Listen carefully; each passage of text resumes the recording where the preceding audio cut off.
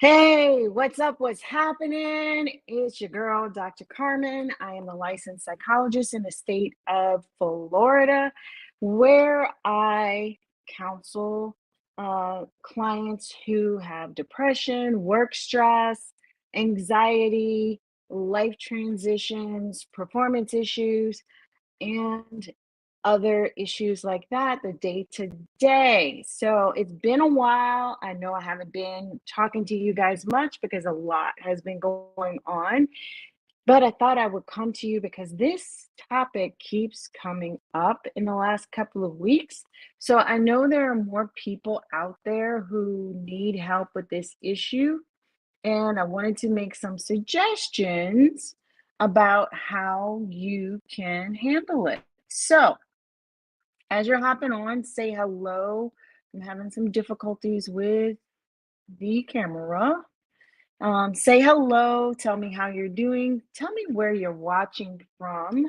I love to know that, or what time zone you're in. We are on Eastern Standard Time in the state of Florida, as I said, on the Gulf Coast side of the peninsula. So, that being said, tell me if you have some of these symptoms. Are you feeling like you're a failure or having some self doubt? Are you feeling helpless and trapped and defeated? Are you feeling detached or feeling like you're alone in the world? Are you feeling a loss of motivation or increasingly cynical or negative outlook on the world? Are you feeling a decreased sense of satisfaction and a decreased sense of accomplishment? If you said yes to most of those, you might be suffering from burnout. Yeah, you might be suffering from burnout. I'm hearing that a lot. I know that people are having to wear multiple hats, being more pressured to get it done fast, and just do all the things and feeling unappreciated. So, if that's you, raise your hand in the comments. Let me know if you have had these feelings or these symptoms of burnout. Let me know.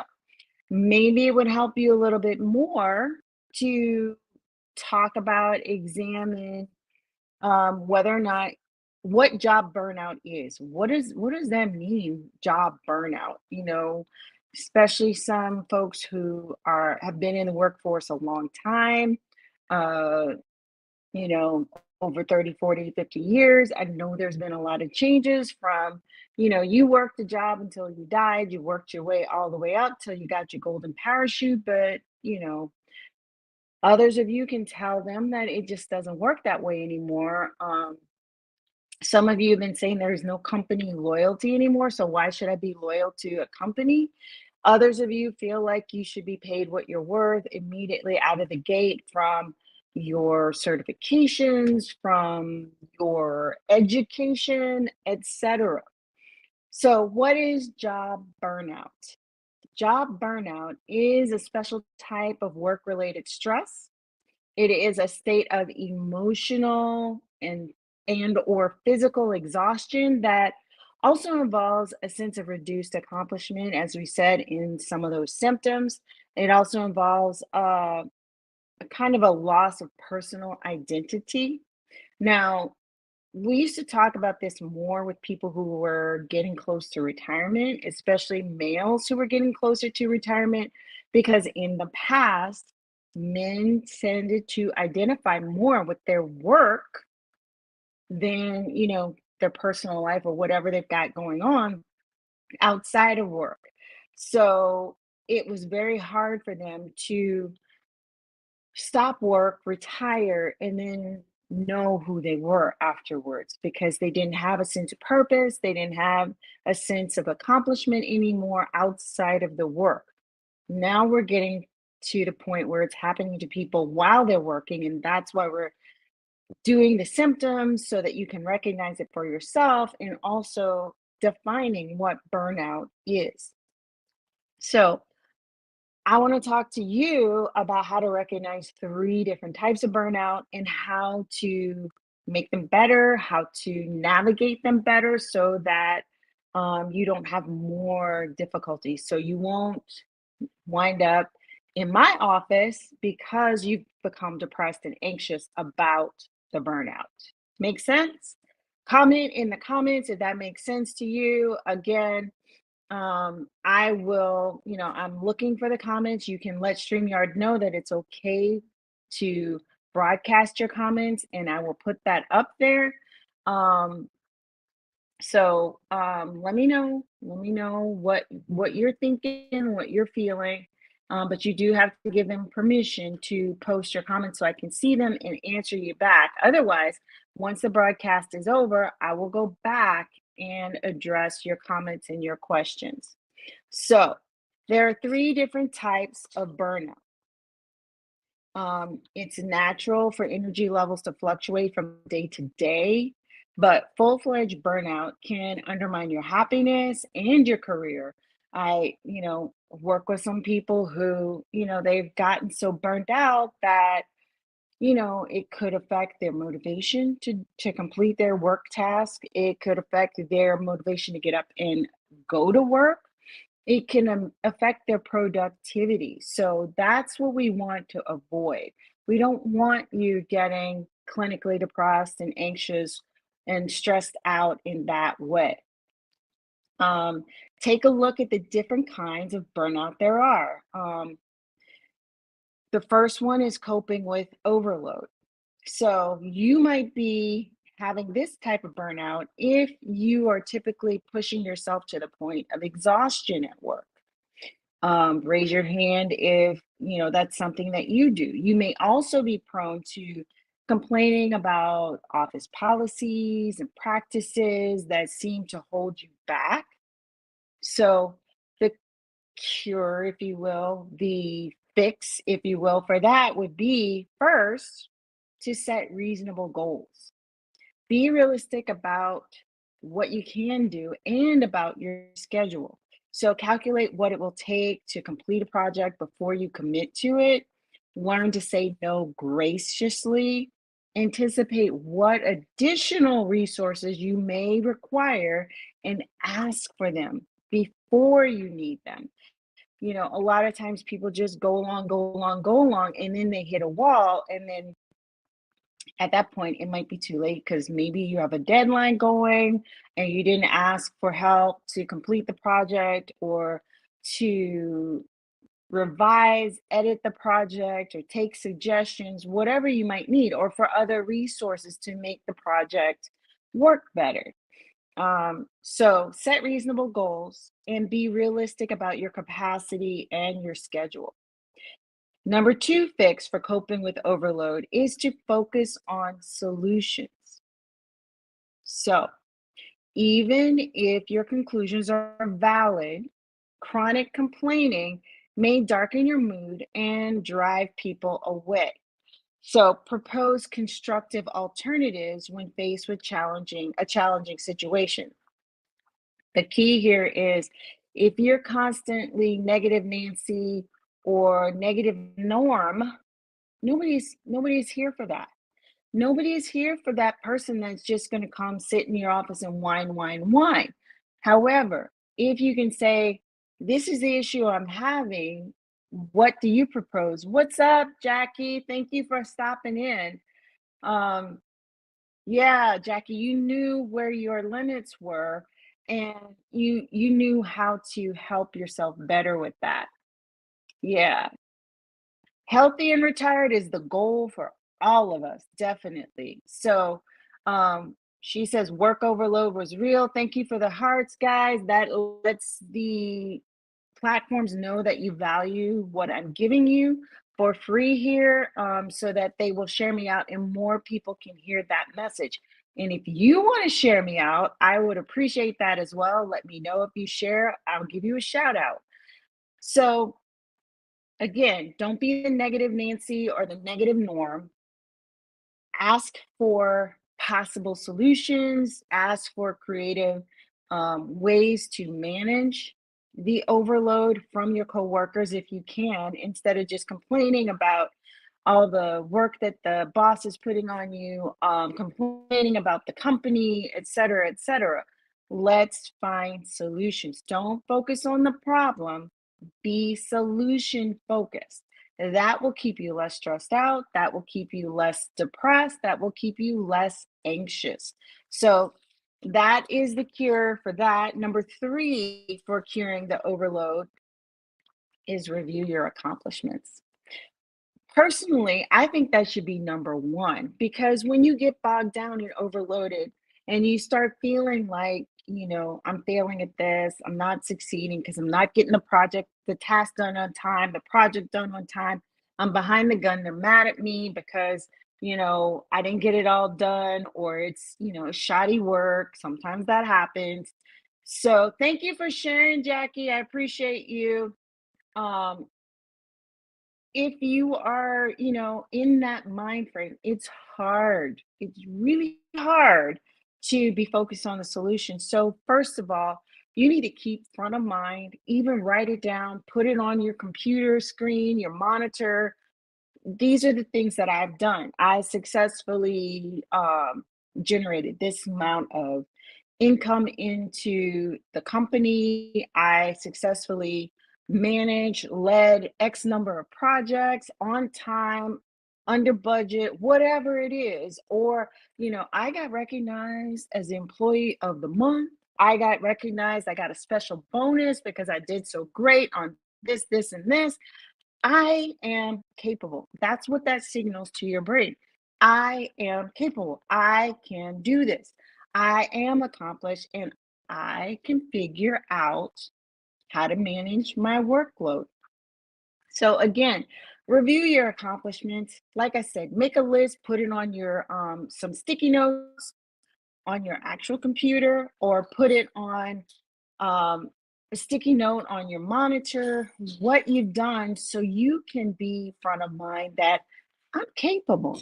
I am excellent. I am an achiever. I am a doer. I can accomplish things. And you can remember that when you're feeling more challenged by your workload. The fourth thing under overload is working on your personal life. This one comes up quite a lot, folks, and I always tell my clients, what do you have going on outside of work? Work cannot be your only thing. So have some other ways of having fun, have some other ways of feeling accomplished, connected, tuned in to combat the work stress. That is very important. If you're going to work and your work is your source of socializing, your source of income, that's going to be very, very hard. If that's all you do, and I understand, folks, because I know some of you are working two, three jobs and you don't have a lot of time for a personal life. But what I'm saying is, it is important to have some time to have some fun, to socialize, to do things of value and meaning outside of work. Volunteer, or, you know, doing things at church or synagogue, or however your spiritual practice goes. Those things are important. Having some friends and loved ones in your life that you can interact with and that can help to mitigate or relieve some of the stress of work. So, those are the key things: engage in spiritual practices, strengthen your relationship, take up a hobby, have a fully rounded life. So, the second area where you might be experiencing burnout is boredom. Yeah, I said it. I know we don't like to talk about that a lot because, especially for those of you who work remotely, you want to be seen as being productive. But maybe you're bored. Maybe the work isn't challenging enough for you in the right ways. So, you might be feeling like you're just coasting at work, or you might feel like you're vulnerable to criticism or cynicism, and try to avoid difficult issues or try to avoid more challenging tasks because you're bored. So, the first thing to do to fix this or cure this is to tackle a challenge. Volunteer for a demanding assignment. Pick something that will give you a chance to acquire a new skill, new knowledge, um, and take that on. The second thing is to look on the bright side. I'm not talking about any Pollyanna kind of stuff or I was having this conversation the other day, but we won't go into what toxic positivity is. But I'm not suggesting that you engage in toxic positivity. What I am suggesting is that you reflect on the positive qualities of the people and events that you encounter. Remind yourself of all the wonderful things you have to be grateful for. So, in one word, basically, exercise some gratitude. Gratitude gets you a long way, just like having some meaningful activity outside of work helps you to lower your stress and helps you to manage things a lot better. So, going at it with gratitude, what are the benefits that you get from working with the people you work with? Maybe you love your working with your colleagues. Maybe you love the collaborative environment, or maybe you love the fact that work allows you to flex time so you could work from home sometimes and work in the office sometimes. Or maybe you love the benefits that come with the job for you to be able to go back to school and learn a skill or to be able to do new things and stretch yourself. What are those benefits? They're different for everybody. So, look at the positive. What do you have to be grateful for about this particular job? So, trying to think of, some other ways that you could exercise that gratitude because I know sometimes when you're in the middle of the burnout, it's hard to pull that up. That's why you need to make a list when you're in a good place in case you get into one of these burnout modes or stressed out modes. So, it could be the fact that you were able to establish yourself and become a department head. Maybe there's a lot of leadership opportunities at your job. Maybe it's the fact that you have a manager who is willing to mentor you and support you. So you feel like in this job that you have the ability to level up. So think about the benefits, think about what you have to be grateful for, not just at work, but also at home, also with your friends, etc. That will help. Third thing is socialize more. Again, I understand if you're working a lot to make ends meet, but find ways or pockets that you can socialize, even if it's only an hour once a month, whatever it is. Or maybe you'll combine that socialization with some exercise and movement. Find ways to socialize. Again, socializing usually leads to more pleasurable experiences, which again can lower your stress, lower your burnout, increase your satisfaction and sense of meaning. So, socialize more, develop a more sense of purpose, especially if your job consists of a lot of routine tasks, and just concentrating on what you do to help others can mitigate that. It can brighten other people's day if you're focused on being supportive and social. And number four, communicate directly. Train yourself to address conflicts head on. Conflict is not a bad word. It's just an opportunity to clear up some disagreements or um, areas where you're not aligned with the other party. So be tactful when you say what's on your mind, but manage the conflict. Um, get to a compromise. Don't let it linger. Don't let it fester. Communicate clearly what you need. I need more support, or I need more supervision to help me level up, or I need more clear information to help me complete a task, or it would be helpful if the other members of the team actually, you know did more of the research, so I'm not doing it all myself at the last minute. Those kinds of things. What do you need? What is causing the issue? How can we solve the issue? Again, focus more on the solution and less on the problem. And the last area where you could be having burnout is coping with being worn out.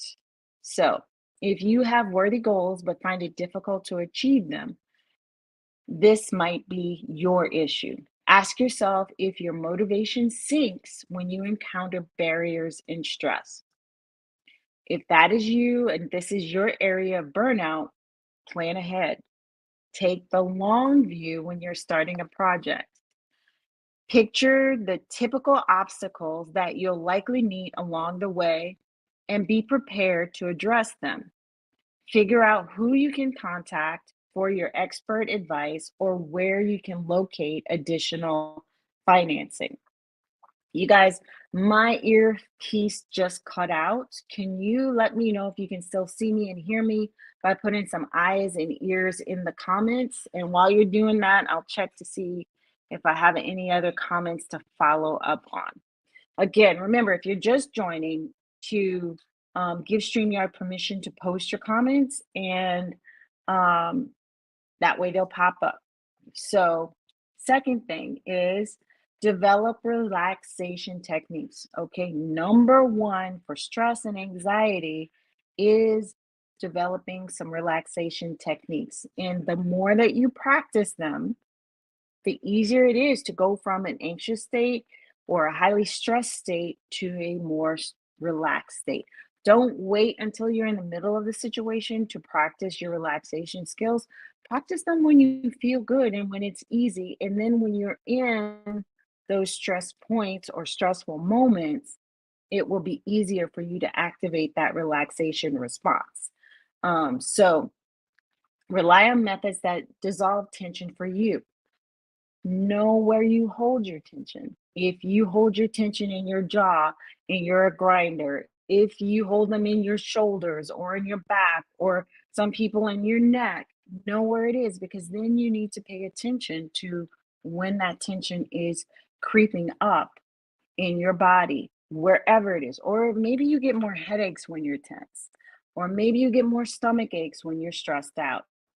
Pay attention. That is the time. That is your body telling you, hey, you need to take a moment to breathe. You need to take a moment to relax, listen to some more relaxing music, take a time out, 10, 15 minutes to do a guided meditation to bring down the anxiety, bring down the stress. That's what your body's telling you. So be tuned into that so that you can counteract being worn out. A 15-minute, 20-minute meditation can actually hit the refresh button for you. You know, as if your body were a computer, you can hit the refresh button, clear out all the background noise and junk that has, clouded up your computer screen or your mind. Get back to the business of doing what you need to do during your workday or even during your off times, because a lot of times people tend to take that stress from work to home.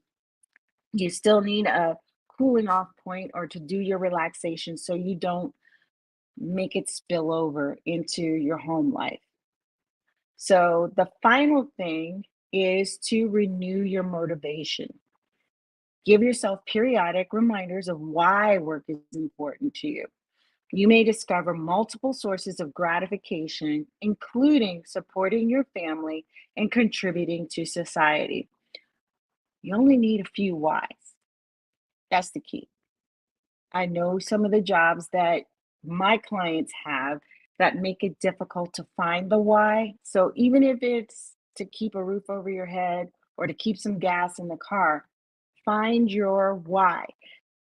Because I go to work every day, I can blah, blah, blah. Maybe I can have extra money to send Susie to dance school or to pay for Johnny's um, trip, his freshman trip, or something like that. What is your why? What makes it important for you to do what you do or to continue with the work that you do if it's not your dream job? So I hope those tips helped. I hope you understand better how to um, improve things when you are feeling like you're burnt out. If you got some value out of that, drop some hearts in the comments and let me know. Again, if you got value, there's probably other people who need to hear this message. So go ahead and share that out. Go ahead and give me some hearts so the platforms can know that this is an important topic to share with other people or to present to other people because they will share it if they see that you guys value it. So, and that's the talk today. We are still figuring out the schedule, the new schedule for this. And we are also still figuring out the schedule for the podcast. I know I had been doing uh, one a week. Um, I need some help from all of you on the topics that you would like me to talk on in the future here and on the podcast. And I need to know what specific issues you guys have been struggling with that I can help you with in my education and expertise as a psychologist. We are not going to provide any therapy on here, but I can provide some tips and tools for you to use. The therapy time is for the deeper work, the one on one journey to better health. So we can't shortcut that, but you get a taste of what that might be like in a deeper session with our little brief sessions here. So thank you again for joining me. Thank you for the love, Jackie. I appreciate you. And I'll see you next time. Bye bye.